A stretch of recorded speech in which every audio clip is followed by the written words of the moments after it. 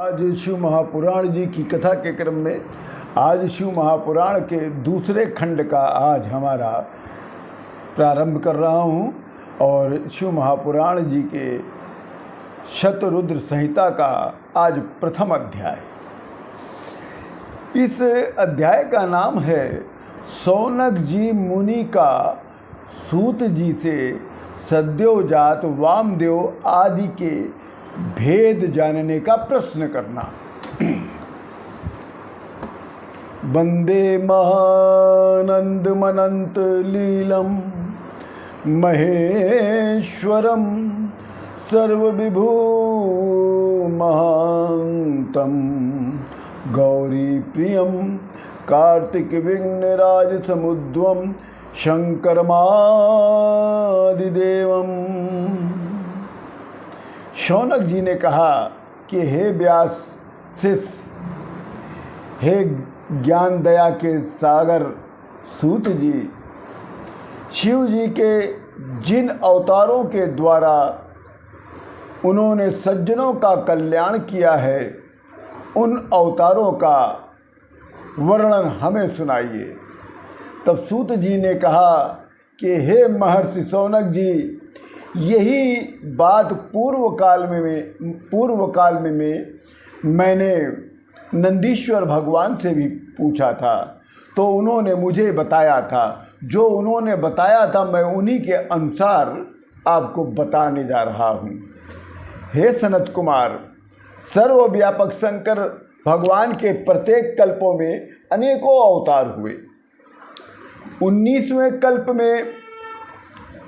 19वां कल्प जो था श्वेत लोहित नाम से प्रसिद्ध है। उसमें भगवान शिव जी प्रथम सद्योजात नाम से अवतरित हुए थे। श्वेत कल्प में ब्रह्मा जी जब परब्रह्म का ध्यान कर रहे थे, तब एक शिखा युक्त श्वेत लोहित कुमार उत्पन्न हुआ। ब्रह्मा जी ने उन्हें देखते ही ब्रह्म स्वरूपी ईश्वर जानकर उनका ध्यान कर हाथ जोड़कर प्रणाम किया। उन्हें सद्योजात नामक शिव समझकर अत्यंत प्रसन्न हुए। तदंतर ब्रह्मा जी के पुनः ध्यान करने पर श्वेत वर्ण यशस्वी परम विज्ञानी और परब्रह्म स्वरूप वाले अनेक कुमार उत्पन्न हुए, जिनके नाम थे सनंद, नंदन, विश्वनंदन और उपनंदन। वे सभी महात्मा श्वेत कुमार सद्योजात के शिष्य हुए, जिनके द्वारा संपूर्ण ब्रह्म समावृत है। तब सद्योजात नामक परमेश्वर शिव ने प्रसन्न होकर ब्रह्मा जी को ज्ञान और सृष्टि उत्पन्न करने की शक्ति प्रदान किया। इसके अनंतर 20वां रक्त नामक कल्प प्रारंभ हुआ। इस कल्प में ब्रह्मदेव ने रक्त रूप को धारण कर लिया। जब पुत्र की कामना से ब्रह्मदेव शिव ध्यान कर रहे थे, तभी रक्त वर्ण की माला पहने हुए, रक्त नेत्र, रक्त आभूषण धारण किए हुए एक कुमार प्रकट हो गया। उसे देखते ही ब्रह्मा जी ने शंकर भगवान को वामदेव रूप समझकर प्रणाम किया। अब वामदेव के 4 पुत्र हुए, बिरजा, विवाह, विशोक और विश्वभावन। वामदेव ने ब्रह्मा जी को ज्ञान के साथ साथ सृष्टि उत्पन्न करने की शक्ति प्रदान किया। इसके उपरांत 21वें कल्प का नाम पीतवासा है, जिसमें ब्रह्मा जी ने पीत वस्त्र धारण करके तपस्या कर रहे थे। इस कल्प में ब्रह्मा जी ने पुत्र की कामना से शिव ध्यान में मग्न थे। तभी पीतांबरधारी महातेजस्वी महाभाव एक कुमार उत्पन्न हुआ। ब्रह्मा जी ने उसे तत्पुरुष नामक शिवा अवतार समझा।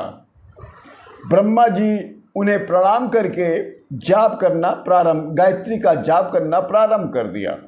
फिर ब्रह्मा के समीप पीत वस्त्र धारण किए हुए बहुत से दिव्य कुमार उत्पन्न हो गए, जो योग मार्ग के प्रवर्तक हुए। इस कल्प के 1000 वर्ष बीत जाने पर सारा जगत जलमग्न हो गया, जिसे देखकर ब्रह्मा जी अत्यंत दुखी हो गए कि अब सृष्टि कैसे होगी। तब ब्रह्मा जी के समक्ष महापराक्रमी कृष्ण का एक कुमार प्रकट हुआ, जो काला वस्त्र, काली पगड़ी, काला यज्ञोपवीत, कृष्णवर्ण का मुकुट, कृष्णवर्ण की माला और कृष्णवर्ण की सुगंध को धारण किए हुए थे। तब ब्रह्मा जी ने उसे अघोर स्वरूपधारी शंकर भगवान को समझकर प्रणाम किया। तत्पश्चात उनके समीप कृष्णवर्ण के 4 महात्मा उत्पन्न हुए। शिवकल्प के बीत जाने पर विश्वरूप नाम का एक अद्भुत कल्प उत्पन्न हुआ। इस कल्प में पुत्र की इच्छा से ब्रह्मा जी शिव ध्यान में मग्न थे। तभी महानाद स्वरूप वाली महानाद करती हुई सरस्वती देवी प्रकट हो गई। उसी प्रकार का वेश धारण किए हुए शुद्ध स्फटिक के समान भगवान शिव जी ईशान रूप में प्रकट हो गए। ईशान रूप को देखकर ब्रह्मा ने उनको प्रणाम किया है और ईशान देव ने ब्रह्मा को सन्मार्ग का उपदेश दिया है और अपनी शक्ति से परम कल्याणकारी पुत्र को उत्पन्न किया है। उनके नाम थे जटी, मुंडी, शिखंडी और अर्धमुंडी, जो योग माया के द्वारा सद्धर्म का उपदेश देकर योग गति को प्राप्त हुए।